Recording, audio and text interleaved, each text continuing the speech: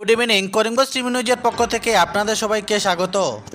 ভারতীয় জনতা পার্টির কেন্দ্রীয় নির্বাচন কমিটি বিভিন্ন রাজ্য অনুষ্ঠিত হতে যাওয়া রাজ্যসভা উপনির্বাচনের জন্য আসাম রাজ্যসভার জন্য প্রার্থী হিসাবে নাম প্রকাশ করা হলো মিশন রঞ্জন দাস এবং রামেশ্বর তেলি।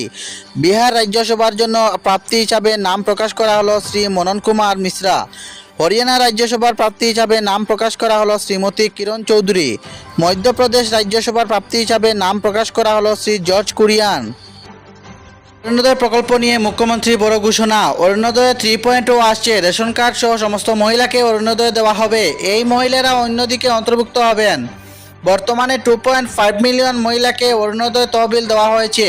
অরুণোদয়কে নিয়ে সোশ্যাল মিডিয়ায় পোস্ট করেছেন মুখ্যমন্ত্রী আশা করেছিলেন যে অরুণোদয় 3.0 ব্যাপক সামাজিক নিরাপত্তা নিশ্চিত করবে।